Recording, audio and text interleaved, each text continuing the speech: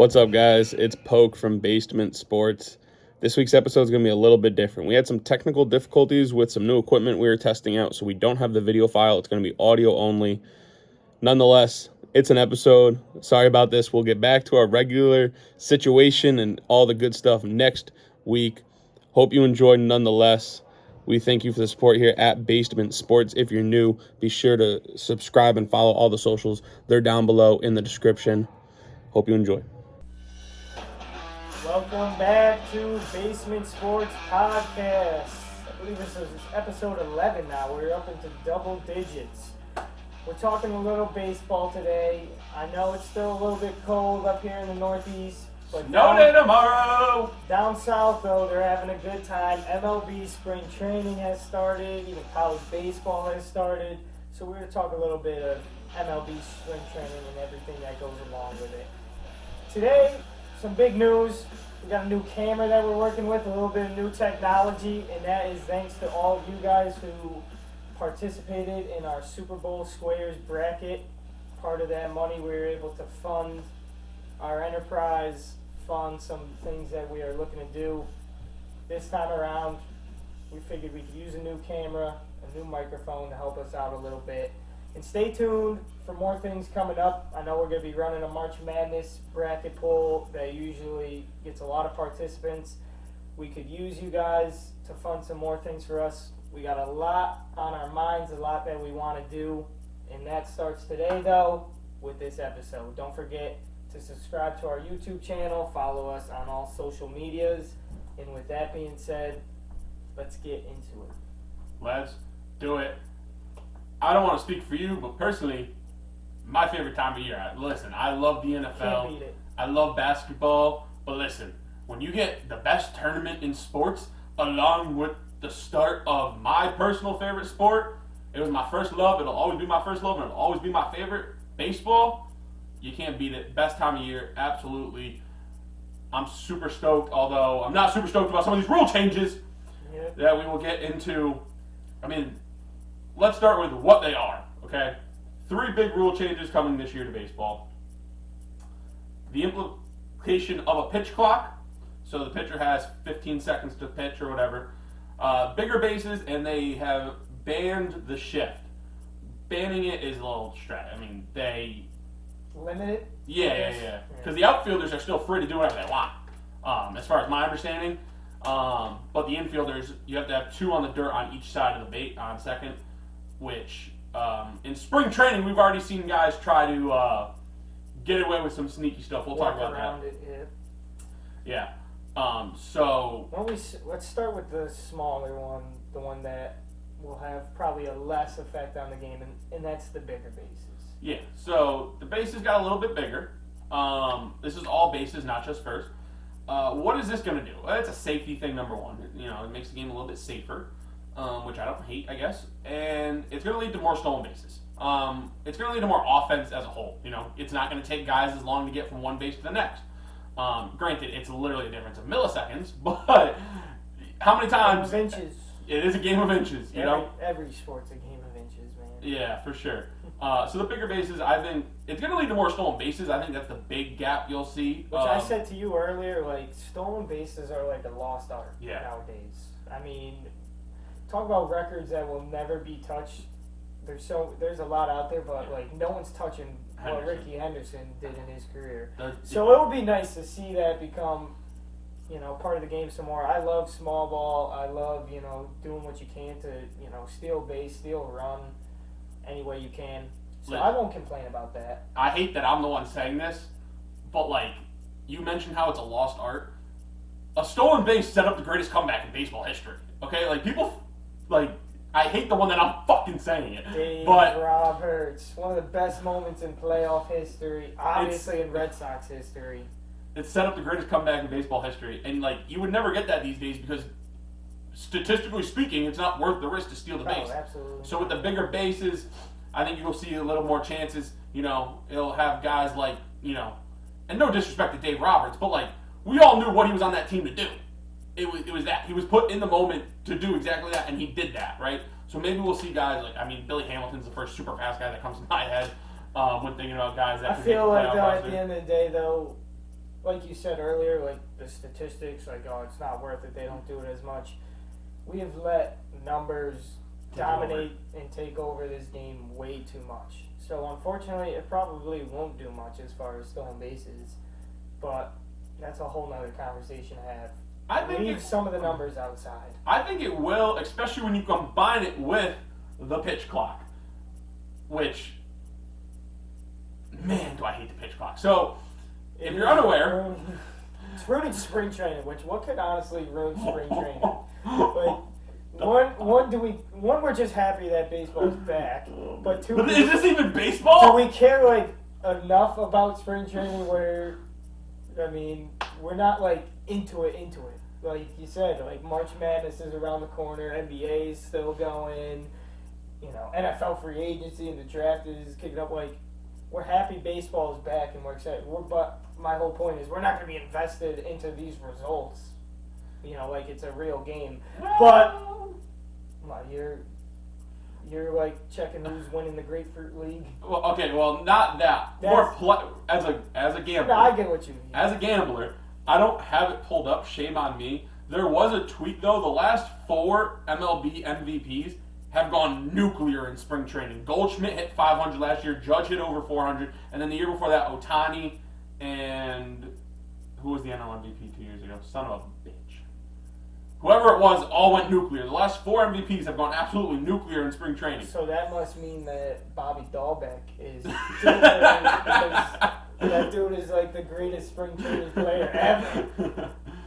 So my point is though, like, usually I'm not like no, I'm 1,000% invested into spring training and all that's going on, but the pitch clock has found a way for me to be pissed when I don't need to be pissed. Like, spring training, you should just, be happy.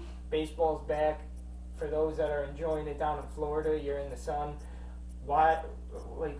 This is making us hate spring training. Fucking pitch clock. It's not like, bro, and like, I've had this debate endless with 2 of my friends in a group chat. Both of them were for the pitch clock, and then one of them watched a game with it, and he was like, "Nah, this shit's ass." Just to be clear, let me go over the pitch clock rules officially. So, players will have 30 seconds to resume play between batters. So, whether that's an out, a hit, whatever, you get 30 seconds. Between pitchers, with nobody on base, pitchers will have 15 seconds. From when they get the ball back from the catcher. To throw the next pitch. And with somebody on base, with a base runner, they get 20 seconds. Ooh. The pitcher must start his delivery before the clock expires. And then as far as the hitter goes... What is that? Did they implement you can only throw over once too? Is that part of that, or? I know that is. I don't have it up in. Yeah. But I know throwing over is another dumb rule. Yeah. But and then as far as hitters go, a hitter has to be in the batter's box set with 8 seconds left on the pitch clock. Like we've seen a few games, we've seen some at bats and even games end. A batter not being ready. That happened in the Red Sox Braves games the other day. Yeah. So those are the rules. Let's talk about how stupid they are. The hitter one, like the whole thing in general sucks. The hitter one is ridiculous because they have to get set with 8 seconds left. That's a lot of time to be sitting in your stance, it makes no sense. Like, I don't get why we're punishing the hitter. Like, if he's not ready when the pitcher's throwing, that's on the hit. That's the punishment for the hitter. If the guy doesn't throw a strike, that's his fault. Like, don't give the batter an automatic strike. Another thing too, like someone who's played the game and has hit, like I don't want to be in the box or around the box, like in the back of my mind thinking, oh, I gotta get in here. I got X amount of time. I gotta be ready now. Like I want to do my own thing. And listen, some people hate it, but I love the fact that baseball just goes at its own pace. Players are in control, all of that. Like, we are trying to change this way too much. Listen, if we're shaving off 15 minutes of a game, is that really going to do much? If somebody didn't want to watch a baseball game in 2 hours and 45 minutes, are they going to watch it in 2 hours and 20 minutes? Whatever it might come down to? No, you're either a baseball fan or you're not. You either enjoy what the game provides us or you don't. I mean, we need to accept that. Rob Manfred needs to accept that. Sure, you could, modernize every now and then, implement some things here and there, as, times change and, we have so much technology now, things like that. But when it comes to the basic rules of the game, like, imagine going back to the 40s and telling Ted Williams, oh, you got to get in the box, right now, and, you got 8 seconds to hit. Like, he's telling you to fuck off, man. Listen, baseball's beautiful for a lot of things. Baseball's like church. Many attend, few understand. Okay, that's not my quote. Somebody said it. Bad on me for not knowing who said it. Somebody said it. And we're trying to make too many people understand. Exactly. You said it. If you weren't a baseball fan before, you're not going to be a baseball fan all of a sudden just because the game goes a little bit faster. Because they got a pitch clock. Like, one of the most beautiful things about baseball was the cat and mouse game between the pitcher and the hitter. You're not getting that anymore. Like, guys stepping off, guys taking their time. Like, when you're the pitcher, you're in control. Ever heard of holding a runner? Like, that's part of pitching. And when you got a guy on first base that could take the next bag, you want to change up your pace. You want to, give them different looks. You can't do that with a pitch clock. Stolen bases are going to go way up because dude's going to know when you have to throw the ball. They're going to get way better jumps, which, like, I'm for more stolen bases, but not this way. Like, the bigger bases are fine, but knowing when the pitcher has to throw by, leading to the stolen bases, that's ridiculous. Like, I talked about, like, as a hitter, one, I don't want to be quick pitched, and I feel like that will come a lot, with this. Yeah. And two, I would hate, being in the batter's box or also being on the base path with a pitcher, holding you and changing up his looks and, making you wait on him. And that's an advantage for the pitcher. That's an advantage for the game, but you're going to lose that now. Yeah. I mean, you're taking, an element from the game that you might not be able to measure with, a statistic, but it's just like the feel of the game. I feel like we're taking away that feel. I can't speak for these guys who are in spring training experiencing it, but it's got to be, a different type of baseball for them. Yeah. Both for the pitchers and the hitters. I don't know who this affects more in the worst way. You can make an argument for both. But I think it's messed up to tell a pitcher, you got to do this every single time. And like you said, it should lead to more stolen bases. You could time that out. All of that. It's gross. I've seen dudes on both sides of it. Manny Machado admitted, he was like, I'm going to be down 0-1 a lot. He straight up admitted, hey, bro, I'm taking my time. American League home run record breaker Aaron Judge said that he thinks it's good for everyone eventually once they get used to it. Listen, I get that this is a trial run, and I'm glad we're starting in spring training, blah, blah, blah. I think there will be adjustments over time. 15 seconds is just too short, I think. We're going to have to push it to 20, 25. The fact that the hitters have to be set with a certain amount of time left, like I said, it's a long time to be standing there in your stance ready to go. Like, what's the difference between me swinging my bat forward, being ready versus not doing that? It's ridiculous. And in no way either should these result in an automatic strike or an automatic ball. Decide a freaking World Series game. 6-6, bottom of the ninth, bases loaded, full count, 2 outs. A game should not end like that. Yeah. Spring training games will end in a tie, no extra innings. That game should not end. Are we seriously gonna ring somebody up on strike 3 because he didn't get into the batter's box with 8 seconds left because he wasn't set then? If we're gonna do this, give a warning, something like that. It sucks. This isn't even baseball anymore. And I don't know if I expect this, especially not to happen immediately in the game. And if this were happening in a MLB regular season, I think there would be. I know there would be a ton more backlash and everything. But to me, that's the biggest takeaway I have. We're seriously ringing a batter up because he wasn't ready, or we're gonna start off a count 0-1 or maybe even 1-0. And not for nothing, I saw somebody bring this point up on Twitter. Part of going to the game is the experience, right? So guys have iconic walk-up songs and stuff like that. Now it's going to be you hear 2 seconds of the song, they're going to run and be ready to hit. No, bro, come on. Also, let's enjoy the moment. basketball has halftime, football has halftime, TV timeouts all the time. Soccer has halftime. Those are like opportunities to go take a leak in the bathroom, go get a beer, go get some food. Baseball, we're just speeding everything up. It's nonstop. We don't have a extended pause in play, and things are gonna be going so fast. You're gonna take away the fan experience of going to a game. Yeah, you gotta wait. If you're at a sold out game and you gotta wait to take a whiz. If I'm running to the bathroom and grabbing a beer on my way back, I'm missing an inning and a half. Yeah.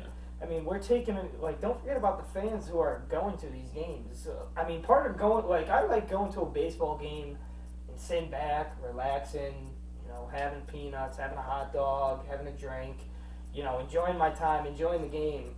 I mean, that's part of I love the fast pace, part of football and even basketball. But that's also what I like about baseball is that baseball there is no clock. It's it's like I said earlier, it's its own pace. It's slow. It's a thinking man's game, and you got a lot to process in such a short period of time. Each pitch, you got to be thinking.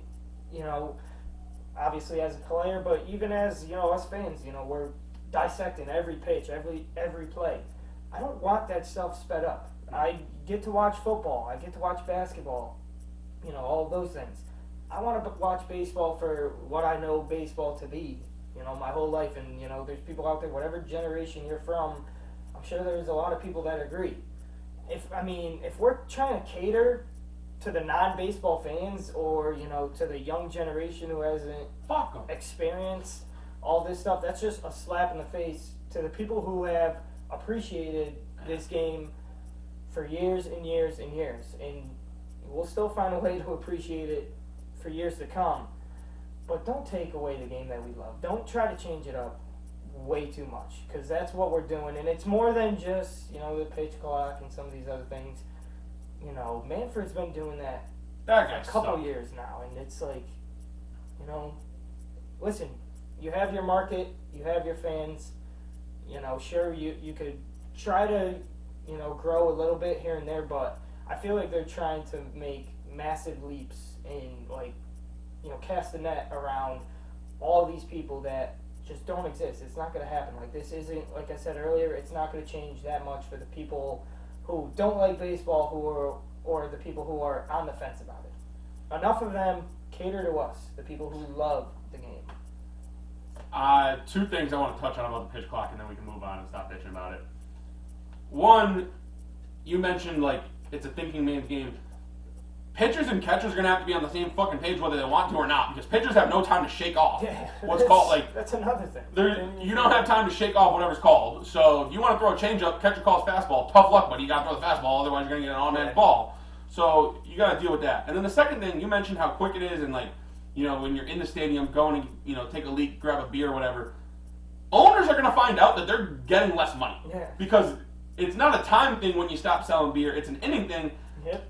And it's going faster. If it takes 2 hours to get to the seventh inning now instead of 2.5, that's 30 minutes less you get of beer sales, of chicken bucket sales at Yankee Stadium. You can only buy so many beers at once too. Exactly. So it's not like you can buy 4 in inning 2 to last you.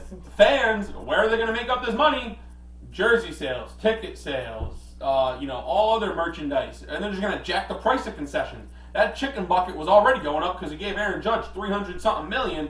Now think of it. Oh, I can only sell chicken buckets for 2 hours instead of 4. Oh shit, gotta make it $30 now. Fuck! I hate this rule. I hate the pitch clock. It sucks. The beautiful thing about baseball was there was no clock, and now there's a fucking clock, and I hate it. Am I gonna think differently when I'm in person? I don't know. We'll find out. I'm going to spring training in a couple weeks. I feel like I'll hate it even more when I'm in person, because all I'm going to do is stare at the damn clock instead of watching the beauty of the game. I'm not looking forward to it. I'm not excited. Like I said, it's a trial thing. I wonder if they'll hear... Twitter's 50-50. Let us know what you think in the comments. Twitter, I feel like it's been 50-50. There's been a couple diehard fans that absolutely love the pace. Some dude tweeted today, he was like, I can't, I'm so happy thinking about the idea of a 1 o'clock game and being in my car by 4 o'clock. Gross.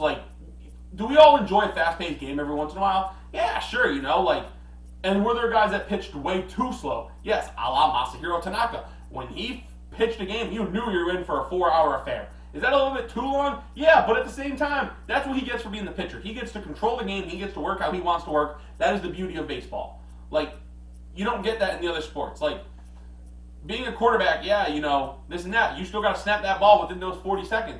Pitcher, nah, bro. It's your game. You're in control. You're the boss. You get to do what you want. That's the beauty of it. And now it's just taken away from those guys. It sucks to see. I hate it. But honestly, the pitch clock might not even be my least favorite rule because I forgot about this one. I remembered it when you mentioned extra innings. The ghost runner in extra innings has become a permanent rule in baseball. Just regular season right now. Yeah, correct. I told you, like, it's one of those things, like, if your team takes advantage of it and wins, it's like, let's go. Listen, all right, I'll say this. I understand that the days of 19-inning games are over, unfortunately. Can we start the ghost runner in the 12th? There's no reason to start it in the 10th. I think that would be a good compromise. I agree. Listen, I'm not as opposed. I get why we did it the COVID season, saving arms and stuff like that. 7-inning doubleheaders were gross, but, that's big. I get why it was done then. It being permanent now is like, come on, this isn't baseball. Like, guys and I know wins and losses are a dead stat. I get it. But, like, guys are taking losses out of the pen for what? For allowing a guy to score that was put there for free? Yeah. It's horse shit. It doesn't need to be like that. Don't go against the ERA, but it does. It doesn't, but it goes against it again. And I get it, the win-loss thing is different, but, like, guys in contracts, I guarantee you wins and losses are still a thing in contracts for bonuses and such like that. Like I said, I don't hate it as much as I hate some other rule. Like, the compromise is you start it in the 12th. If you don't get a winner in the 10th, 11th, fine, start it in the 12th. You know what I'm saying? But to start it right away is just slap in the face. You know what I hate about the ghost runner? And I mentioned small ball earlier. Why the hell does nobody bunt him over and then just put a ball in play? You know how much I love math. I'm the numbers guy here. The numbers say if you're the home team and the other team didn't score, you should do it. But as the away team, you want to stack as many runs as possible, so you don't want to sacrifice that first down. Obviously, you always want more, but it's better to have one than none. 0. I agree, but numbers. I'm a numbers guy, and you know that. I don't think I've ever seen. I mean, I can definitely count on one hand the amount of times I've seen it. No, I've seen it more. I see it quite a bit when the home team held the away team. More than 5 times you've seen Most definitely. An attempt. I'm not saying it was successful because dudes these days don't know how to bunt, but just bunt the guy over and then put a ball in play. I mean, it'll be interesting to see. But, with the shift now too. We'll see. Are we going to see more bunts, less bunts? Probably less, because you won't have lefties well, going against the shift for 3 hits. That pissed me off too with the shift. Like, I mean, I could bet 300 in the MLB just put a bunt down on the shift. They ain't shifting on you though. Well, I'm saying if I were, Joey Gallo, I mean, you can get a double out of that every once in a while too. Putting it down the line is just good enough. But are you telling me you can't get in front of a pitching machine for like an hour a day? Not even. That's asking a lot out of you. 15 minutes a day, doing it every day, just bunting. You telling me you can't get 3 hits a week on a bunt? Yeah. I mean, you're getting 3-4 at bats a game, playing 6-7 times a week. You telling me you can't just steal 3 hits? Yeah. And that will go a long way. So the shift ban now. Outfielders don't really have any restrictions. The infielders have to have 2 on each side of second base, and they have to be playing in the dirt. We've already seen guys try to get around this. Josh Harrison comes to mind. I saw some clips on Twitter of him in a game yesterday or 2 days ago. As soon as the pitcher released the ball, he was skirting back into the grass a little bit. Gamesmanship, is it good sportsmanship? You be the judge there. How do we feel about the shift being banned? I'll let you go first. I've got a lot of thoughts on this. First off, talking about the 2 feet in the dirt. I love the fact that you can't put a guy, 250, 300 feet out, right field. I like that. But as someone who plays second base, don't get me wrong, I like, especially freaking, facing a big lefty who I know could smoke a ball 105 at me. Like, I don't mind getting, 2 feet into the outfield grass and getting some depth. I don't know how, strict they'll be about that. I feel like they are and they will be. Yeah. Like, I think there should be some leeway there. But, again, that is what it is. I love the rule. I think it was absurd to see, like I said, guys playing way out deep in right field, or, one guy on the left side of the infield and he's only playing 5 feet away from second base. So I like to see, the less chaotic stuff out there, in the field. The one thing, though, that I don't like, or it's not even that I don't like about the rule, it's just I wish it came around years earlier. Being a Red Sox guy, being a Red Sox fan, huge David Ortiz fan, I feel like the shift started with him or became very big with him. Yeah, I mean, that as far back as I can remember watching baseball, that's where I remember it. That's where I know it from. And you're talking about a guy who left a lot of hits out there on that field being robbed by these shifts. So, when we're talking, years from now, talking about records, talking about career stats, things like that, I think, things are a little skewed when you're talking about a guy who, played against the shift and had to, hit his way around it, which the guy did a damn good job doing it. Made a Hall of Fame career out of it, but still, compare that to now guys who won't have to face that. They won't have to hit around the shift. They won't, experience the bad luck that Ortiz faced every now and then. And you made the point earlier when me and you were talking about this. You see that with rule changes a lot. Like, look at the NBA and the 3-point line. There's always going to be things like that. But don't underestimate this. This is a pretty big thing as far as impacting these guys' stats. That's what I said. Like, I've watched a couple spring training games here and there, pieces. The big thing I've seen from this specific rule, singles are back. Like, people didn't hit singles. Which I love singles. In the last couple, all this kid hits was singles. Like, the last couple years, people have gotten away from the single, going for the long ball, this and that. Singles are back. Like, base hits through the infield, just outside the stretch of a diving fielder's glove, like, they're back. Like, guys are gonna get through that 3-4 hole, and then even righties are gonna be able to get through that, that 5-6 hole a little bit more without this shift. So, singles are back, which in turn, obviously, you're gonna see averages go up, you're gonna see hits, go up, and you know what? People say offense is good for baseball. Again, another debate I had in the group chat. What would you rather watch, a 2-1 pitcher's duel or a 10-8 slugfest? I was on the 2-1 pitcher's duel, but at the same time, singles, small, when you're facing a guy in the, a Justin Verlander or a Garrett Cole, a Jacob deGrom, getting a single can lead to much more offense because sometimes that's all you can get against that guy. You get a single, you lay a bunt down, another single, bada bing, bada boom, there's a run. So, to that point too, like, obviously the shift takes away a lot of hits, but the shift also gives you some hits too. I've watched a lot of Red Sox games where I'm like, where the hell is Bogarts playing or our second baseman playing? Like, that is a routine ground ball. 6-3, we're out of the inning, but he's playing out in left field or out in right field. Yeah. So the shift definitely takes away more hits than it gives, but it also, gives some hits. Trust me, when your team was at bat and you got a hit because the fielders were playing some wacky shift, you loved it. But when you were on the defensive side of things, and like you said, a ball goes right to where a shortstop should be, and he's not there because he's in bumfuck East Virginia and left, like. It's like, what the f are we doing, bro? Like, it's crazy. But that's probably my favorite rule change. The shift ban? Oh, yeah. I like that.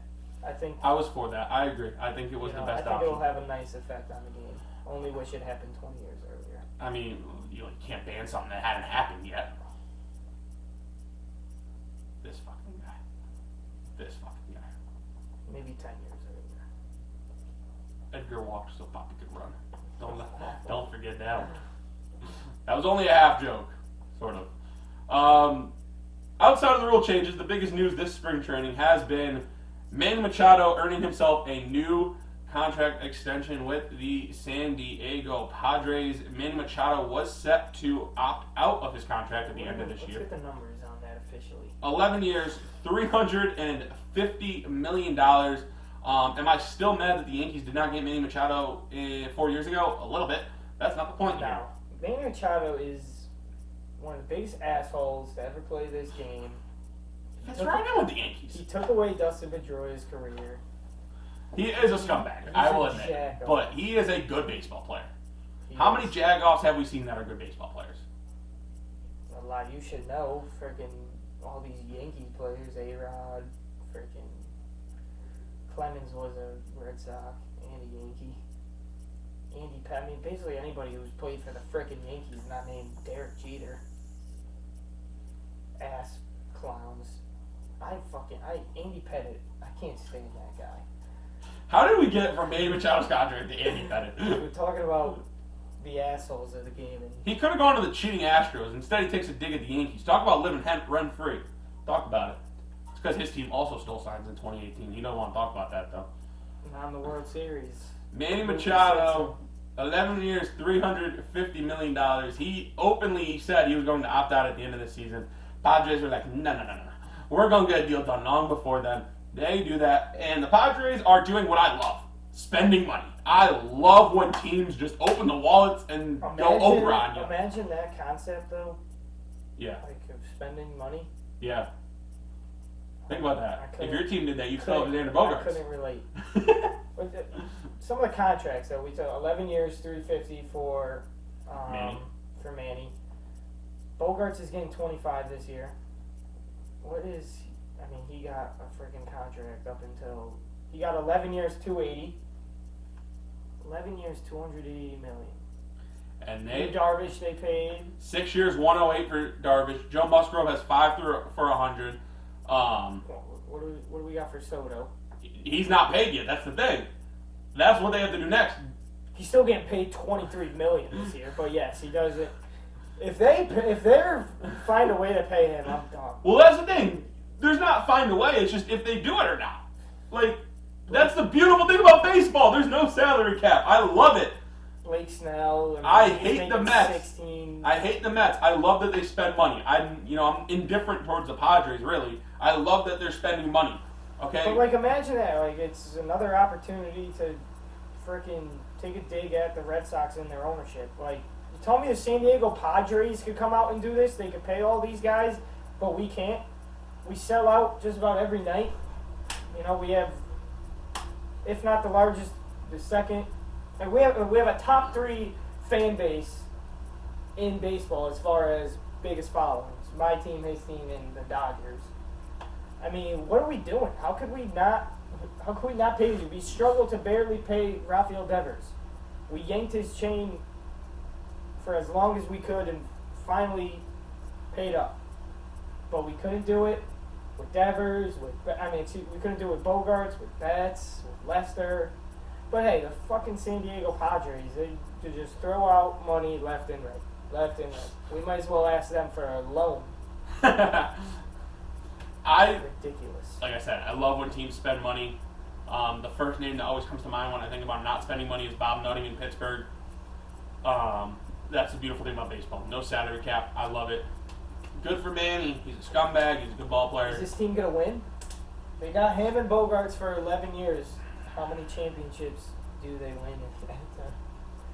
None? Yeah, I don't know. That's the beauty about baseball, dude. Like, even if you do, look at the Dodgers.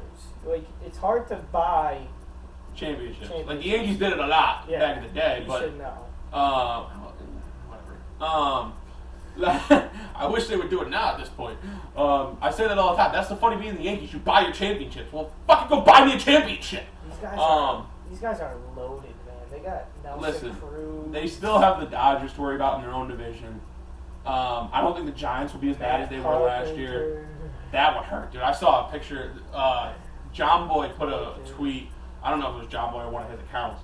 A tweet of like former Yankees in their new uniforms. That one didn't hurt as bad as seeing Chad Green in a Blue Jays uniform. That made me want to barf. Seeing Chapman in a Royals jersey made me smile, though. Fuck that guy. These guys are loaded, man. The Padres, is it World Series or bust for them? Like, this is my thing. I'd say in the next. They only have Soto for a short window until they pay. I wonder if they're waiting to see if they win before they pay Soto. Because if they do, then it's like, we don't have to pay them. And they also have to pay Tatis if they want to. That's a questionable. You got to get that guy back on the field. That's the thing, though. Or I wonder if they're Bogarts- waiting to see what if Otani's available at the end of this year. Bogarts has won, Soto's won, Machado and Darvish have been there. Snell has been there with the Rays. They got a team that, I mean, Waka's won in the past. Waka waka. I'm mad that we got rid of them.